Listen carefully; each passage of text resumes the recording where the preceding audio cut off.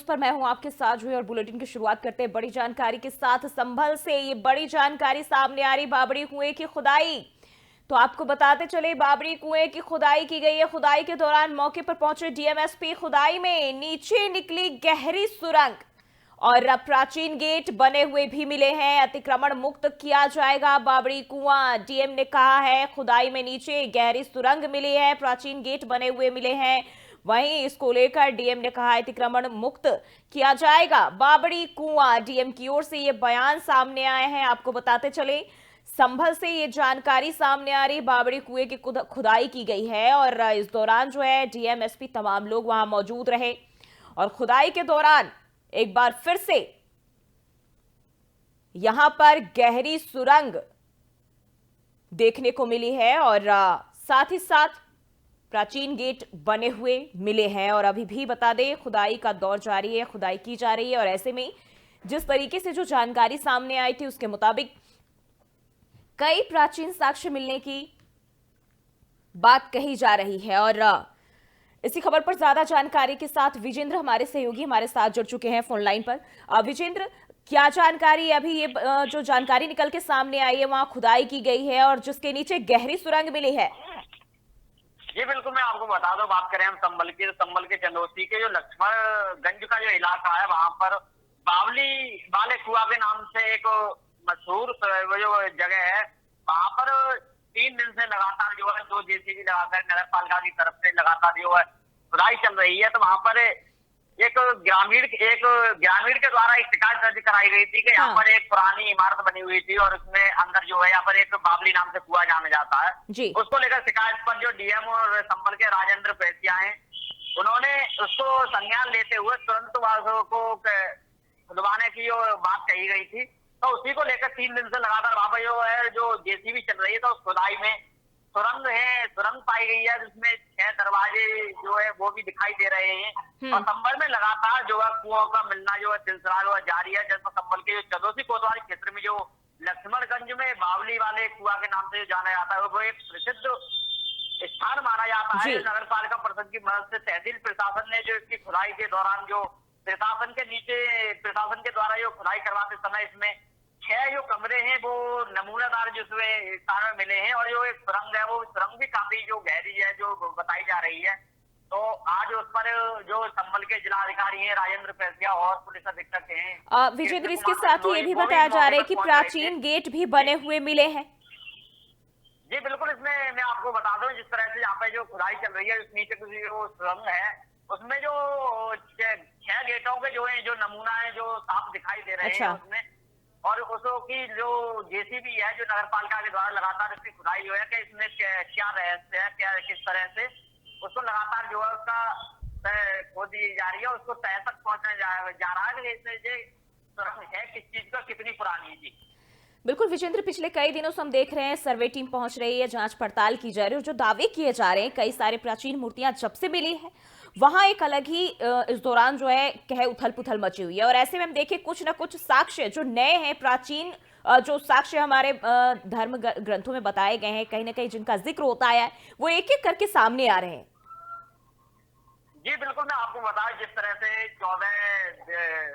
14 तारीख को जिस तरह से संभल में बिजली चेकिंग चल रही थी प्रशासन के साथ में और उसमें डीएम और एसपी साथ में थे, उसके बाद में संभल में एक मंदिर निकला, भोले बाबा का मंदिर और हनुमान जी की मूर्ति है वो निकला। उसके बाद से ही लगातार संभल में जिस तरह के जो सामने आ रहे हैं, उन संभल में 19 को जो है उनकी सर्वे किया है। उसके बाद से अब जो चंदौसी के लक्ष्मणगंज इलाके में शिकायत के बाद जब वापस गए तो इस तरह की यहाँ पर जो सुरंग और हुआ वहां पर निकला है, तो उसी को लेकर कहीं ना कहीं आप कह सकते हैं कि जिस तरह से जो निकल रहे हैं, तो इसका जो संबंध में जो इसका जो दौर है लगातार इसमें जो निकल रहे हैं इस तरह से, तो यहाँ पर जो है सर्वे भी किया गया है।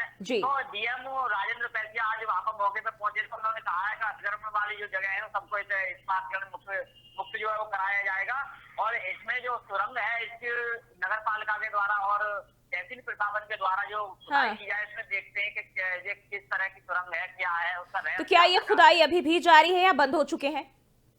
बिल्कुल, यहाँ पे जो खुदाई है वो लगातार यहाँ पर अभी भी चल रही है और यहाँ पर थोड़ी देर पहले यहाँ पर जिलाधिकारी और एसपी संभल भी पहुंचे थे, तो यहाँ पर जो खुदाई कार्रवाई है वो लगातार चल रही है।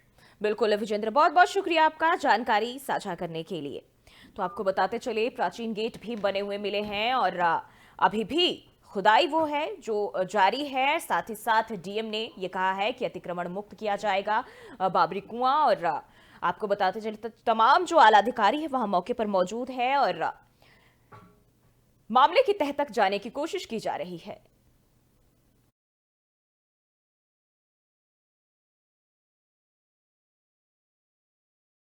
और बढ़ते आगे, मुख्यमंत्री योगी आदित्यनाथ 23 दिसंबर को प्रयागराज जाएंगे। महाकुंभ की तैयारियों का जायजा लेंगे सीएम योगी। तो मुख्यमंत्री योगी आदित्यनाथ प्रयागराज जाएंगे 23 दिसंबर को, जहां आगामी महाकुंभ की तैयारियों का जायजा लेंगे। नैनी अरैल में बने टेंट सिटी का भी निरीक्षण करेंगे सीएम योगी आदित्यनाथ।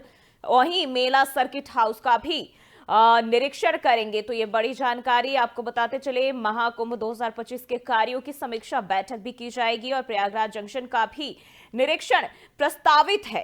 तो आपको बताते चले, सीएम योगी आदित्यनाथ 23 दिसंबर को प्रयागराज दौरे पर रहेंगे, जहां तमाम जो जायजा लेंगे महाकुंभ की तैयारियों को लेकर और दिशा निर्देश भी देंगे किस तरह से महाकुंभ को और भव्य और सुरक्षित बनाने की जो तैयारी है उस पर काम किया जा सके। वही मेला सर्किट हाउस का भी निरीक्षण करेंगे। आपको बताते चले, कार्यों की समीक्षा बैठक भी अधिकारियों के साथ करेंगे। प्रयागराज जंक्शन का भी निरीक्षण इस दौरान प्रस्तावित है। तो कई सारे कार्यक्रम मुख्यमंत्री योगी आदित्यनाथ के इस दौरान है और 23 दिसंबर को प्रयागराज दौरे पर सीएम योगी आदित्यनाथ रहेंगे। तो ये जानकारी आपको बता रहे हैं, सीएम योगी के दौरे को लेकर महाकुंभ की तैयारियों का जायजा लेने पहुंचेंगे।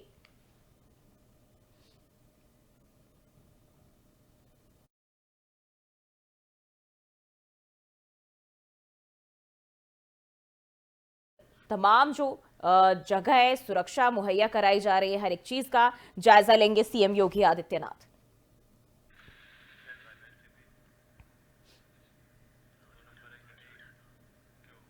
बढ़ते आगे, रविवार सुबह गोरखनाथ मंदिर में आयोजित जनता दर्शन के दौरान मुख्यमंत्री योगी आदित्यनाथ ने करीब 150 लोगों से मुलाकात की। महंत दिग्विजयनाथ स्मृति भवन के बाहर लगी कुर्सियों पर बैठाए गए लोगों तक मुख्यमंत्री खुद पहुंचे और एक एक कर उनकी समस्याओं को सुना। ध्यान से बात सुनते हुए इनके प्रार्थना पत्र भी लिए और निस्तारण के लिए संबंधित प्रशासनिक और पुलिस अधिकारियों को संदर्भित कर निर्देशित किया कि सभी समस्याओं का निस्तारण समयबद्ध, निष्पक्ष और संतुष्टि परक होना चाहिए। तो ये जनता दर्शन के दौरान की ये तस्वीरें आपको दिखा रहे हैं, जहां एक एक कर फरियादियों से बातचीत करते हुए सीएम योगी आदित्यनाथ नजर आ रहे हैं। इसके साथ ही समस्या निस्तारण के निर्देश भी अधिकारियों को दिए।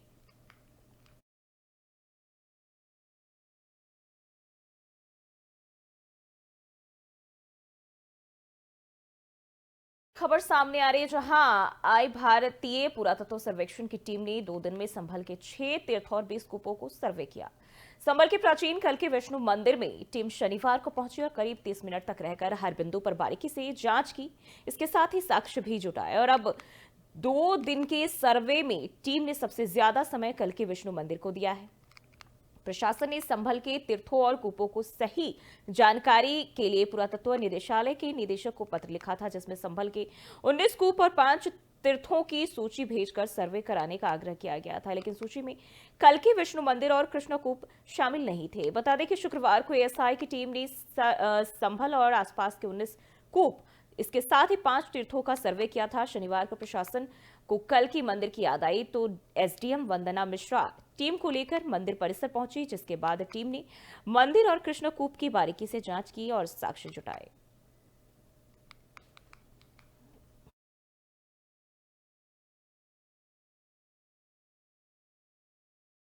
आगे, राजधानी दिल्ली में लगातार स्कूलों को बम से उड़ाने की धमकी भरे ईमेल आ रहे हैं और जांच में यह बात सामने आई कि दिल्ली के कुछ स्कूलों में उसी स्कूल के छात्रों ने बम से उड़ाने की धमकी भरा ईमेल भेजा है। रोहिणी सेक्टर 13 स्थित वेंकटेश्वर ग्लोबल स्कूल सहित 3 स्कूलों में भेजे गए ईमेल को जब जांच किया गया उनका, तो पता चला कि स्कूल के छात्रों ने ही धमकी भरे ईमेल भेजे थे।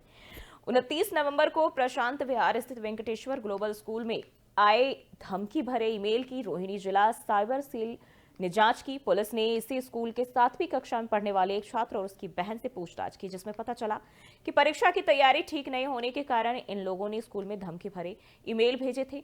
पुलिस ने दोनों छात्रों की काउंसलिंग कराई और उन्हें सख्त चेतावनी देते हुए परिवार को सौंप दिया। पुलिस सूत्रों का कहना है कि रोहिणी स्थित दिल्ली सिटी स्कूल में भी बम से उड़ाने की धमकी मिली थी।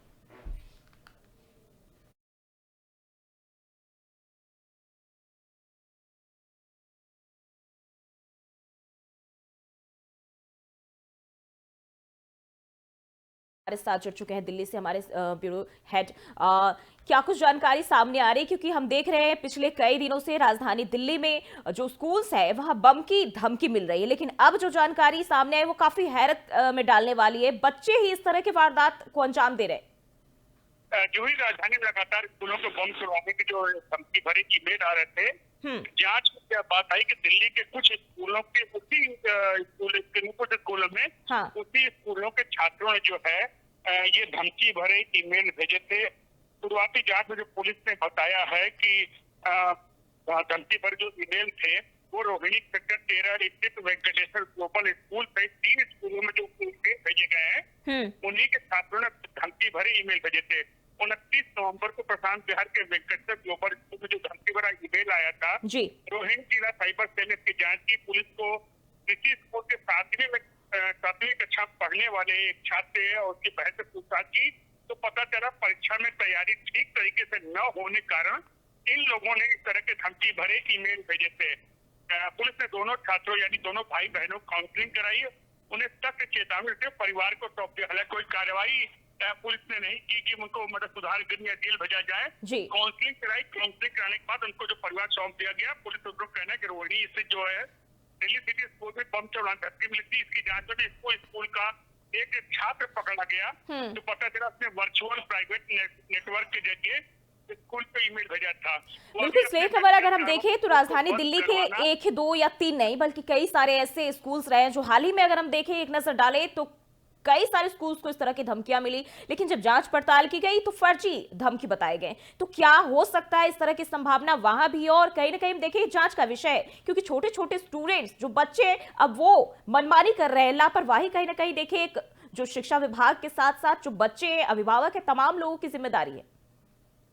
जो जिस तरह से तमाम स्कूलों में, हालांकि 2-3 स्कूलों के बच्चों का ही नाम सामने आया है, लेकिन इसके साथ साथ कई जो सामूहिक ईमेल आए थे उनमें इन बच्चों का हाथ देता। उसमें प्रारंभिक जांच में ये पता चला ये जो है ईमेल जो है रूस के किसी नेटवर्क से आए थे। इसको लेकर जो दिल्ली पुलिस के जो तमाम अधिकारी हैं वो खुफिया एजेंसियों या तमाम सरकारी एजेंसियों के माध्यम से इंटरपोल से संपर्क करें आखिर ये ईमेल कहाँ से आए थे।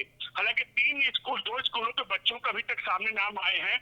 एक स्कूल में जैसा मैंने बताया कि उनके भाई बहन के नाम है, दूसरे स्कूल में व्यक्तिगत एक छात्र खुद लिख के ऐसा ईमेल भेजा था।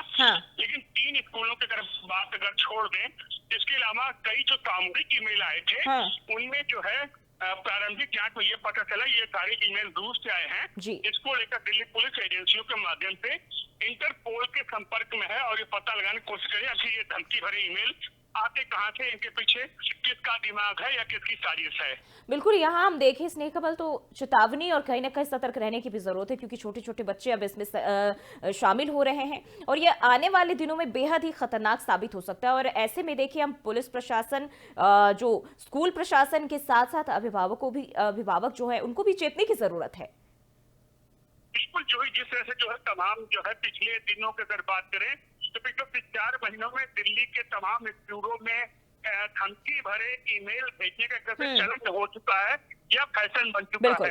हालांकि तमाम जांच के बाद जो है हमेशा ये शिकायत ये खुरापातियों की शरारत लगती है, लेकिन जो ही अगर इस तरह से लगातार ईमेल अगर फर्जी ईमेल आते गए और जिस आरंभिक जांच पुलिस करती है बाद में सूचना आती है ये सूचना फर्जी है, किसी भी जगह कोई कानूनी वारदात होती है या वाकई में कोई निश्चित धमकी भरा ईमेल आता है, उसमें कोई अगर कुछ होता है तो कहीं न कहीं सुरक्षा एजेंसियों के लिए बिल्कुल बड़ा सवाल खड़ा हो जाता है। यानी कि दिल्ली में अब हम देखें तो शायद इसके बाद अगर कम हो रहा है या नहीं ये जांच करने की जरूरत है, जांच का विषय। बहुत बहुत शुक्रिया आपका स्नेह कमल तमाम जानकारी के लिए।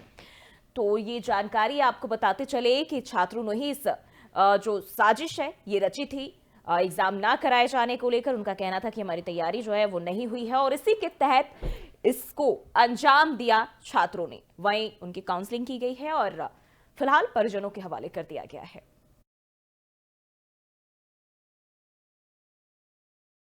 बढ़ते आगे, बिहार के उप मुख्यमंत्री सम्राट चौधरी ने कहा कि कुछ दिनों से दिल्ली में एक वरिष्ठ नेता बार बार पूर्वांचल को लेकर दिल्ली में लोगों को भ्रमित करने का प्रयास कर रहे हैं। दिल्ली की जनता स्पष्ट तौर पर जानती है कि दिल्ली की भलाई के लिए कौन काम कर रहा है और कौन नहीं कर रहा है। दिल्ली जैसे प्रदेश में जहां पानी, नाली और सड़क की दिक्कत हो, उन समस्याओं पर दिल्ली के वरिष्ठ नेता और पूर्व मुख्यमंत्री कुछ नहीं बोल रहे हैं। जब कोरोना महामारी जैसी महामारी आई तो दिल्ली के तत्कालीन मुख्यमंत्री ने कहा जो बिहार और यूपी के लोग हैं वो बिहार यूपी चले जाएं, और आज ये लोग पूर्वांचल के मुद्दे को रोहिंग्याओं और बांग्लादेशियों से जोड़ने का प्रयास कर रहे हैं।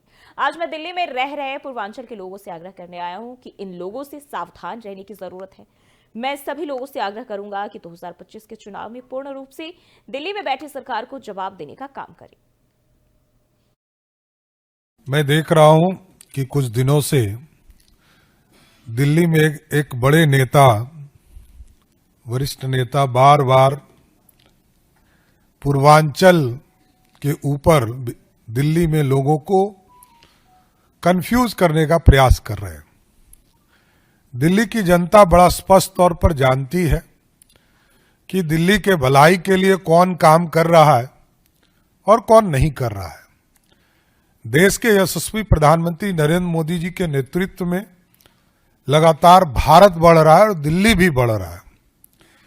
और दिल्ली जैसे प्रदेश में जहां पानी का दिक्कत हो, नाली का दिक्कत हो, सड़क का दिक्कत हो, उन समस्या पर दिल्ली के वरिष्ठ नेता, और जैसा कि आप जानते हैं, याद कीजिए कोरोना के समय को, जब कोरोना जैसी महामारी इस दुनिया में आई तो दिल्ली के तत्कालीन मुख्यमंत्री ने क्या कहा था कि जो बिहार यूपी के लोग हैं वो बिहार यूपी लौट चले जाएं।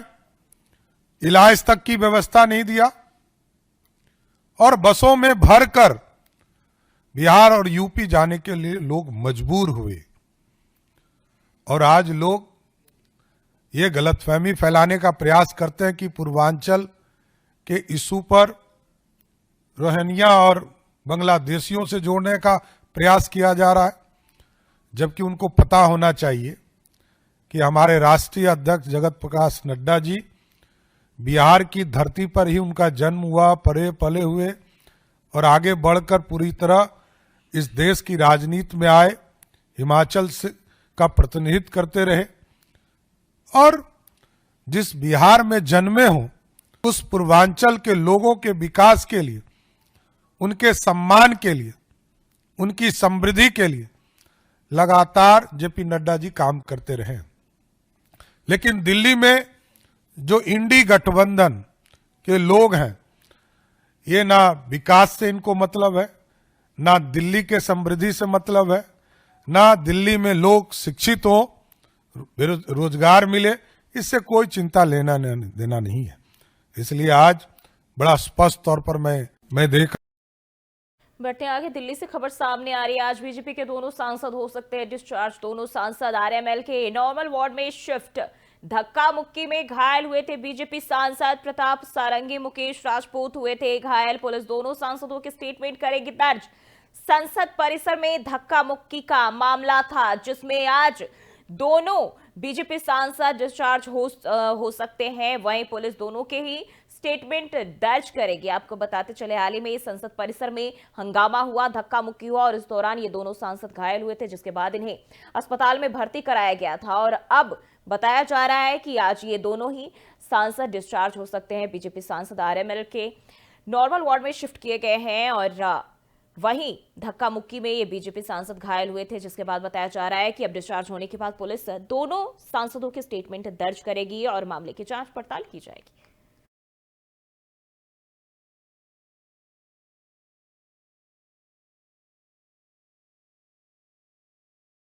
बढ़ते आगे, सुल्तानपुर में शनिवार को जिला विकास समन्वय और निगरानी समिति की बैठक आयोजित की गई। यह बैठक विकास भवन स्थित प्रेरणा सभागार में हुई, जिसकी अध्यक्षता सुल्तानपुर की समाजवादी पार्टी सपा सांसद रामभुआल निषाद ने की बैठक में मीडिया से बात करते हुए उन्होंने कहा कि अमित शाह को समझना होगा, यही समाज अर्श से फर्श पर लाता है। समाजवादी पार्टी ही नहीं, पूरा देश इस बयान के विरोध में है।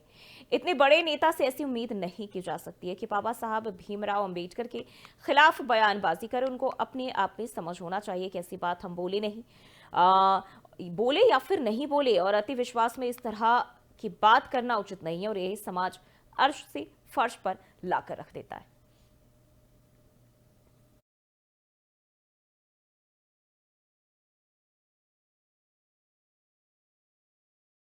और फिलहाल के लिए बुलेटिन में बस इतना ही। खबरों के लिए बने रहिए विस्तार के साथ।